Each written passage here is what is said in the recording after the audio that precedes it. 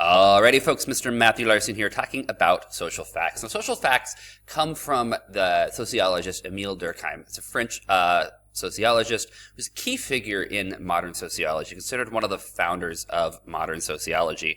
Now, sociology is simply the study of human social interaction. So how do people interact with one another? Now, in terms of politics and global politics, this is important because politics largely, kind of dumbing it down to the simplest version, is about control and power. Sociological facts influence our ability to control and have power over one another. So from a political standpoint, understanding sociology is something that is important in terms of establishing, creating, and then ultimately maintaining power. The idea behind these societal facts or these social facts are that these are the forms that exist in the social reality of life, and they influence people. So people are influenced by others and the way that society works. They're facts. They're just the way it is. We are, as human beings, are influenced by those we love and we care about, right? We are influenced in many different ways. Social facts are really going to be important about understanding that and understanding how. And I want you to think as you're listening to this in terms of government. Why is it important that governmental leaders understand this, right? In terms of maintaining power and maintaining influence, or taking power and managing to control influence. Moving on. So the first idea of social facts is structural social facts. Now, these are the visible forms, the things that we can physically see in terms of human social interaction. Ideas like population spread, degrees of urbanization, systems of communication. These are all different things that we physically see and are social facts of life, right? Examples of this would be states and non-state actors, right? We can see the territorial borders of the Republic of Ireland, right? We see it. We know exactly where it's at, where it ends. That is something that's physically there. Where the population is spread between urban and rural, where individuals choose to live, how individuals choose to interact with one another.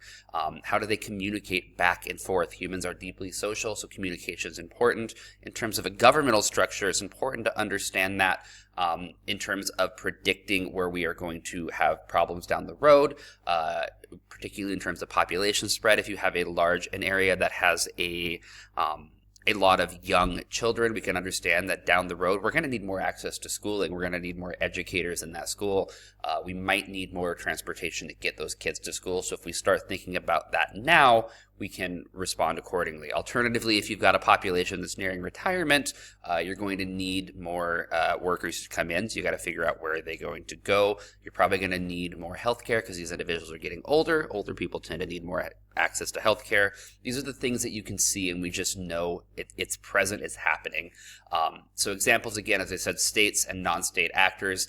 If we're looking at like the territorial control of ISIS, this is where they're at. They're a non-state actor, but they have a large control of, or at least at one point, had control of a certain area. How are they acting? What can we understand from this? And how do we respond as a government? The second kind we're going to talk about of these social facts is institutional. Now, these are simply the codified rules of regulation and regulations that are present within a society.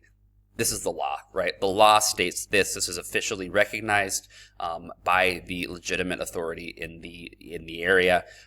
These are things that have to be followed, right? Written religious rules would also fall into here. So, for example, if we're talking about like Islam, the practice of fasting during Ramadan, that's a written religious rule that is present. So if you go to a Islamic area, you're going to have that being followed during the month of Ramadan.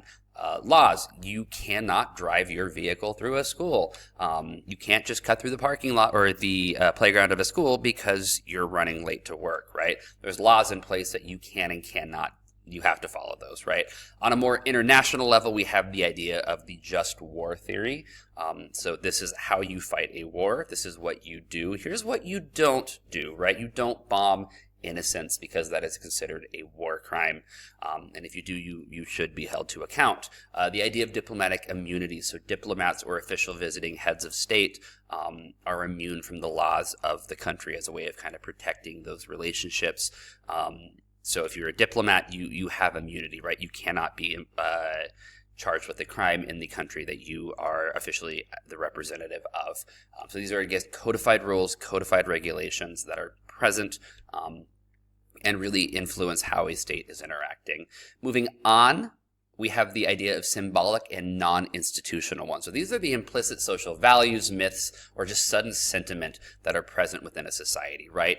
In this civilization, in this society, this is what we value, right? We value modesty here. If you're not being modest, there's going to be a response, right?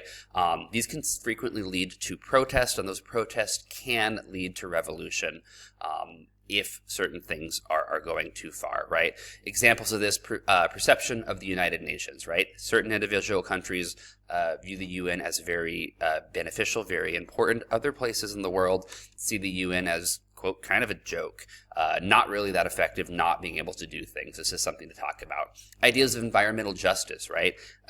Countries should not be polluting the environment. That's wrong. We're going to do something to stop that. And then ultimately, also the perception of the legitimacy of the state. The government isn't doing anything. The government's not effective. Why are we listening to them? We need change. Right? Again, these are the ideas that lead to protest, lead to revolution. Now, how the state chooses to respond is completely up to the state. Having a good understanding of this would mean a state would probably respond in a better way than if they didn't understand these social facts. Hope that helped you understand kind of what's going on here. Questions or comments, and let me know. Otherwise, I'll see you later.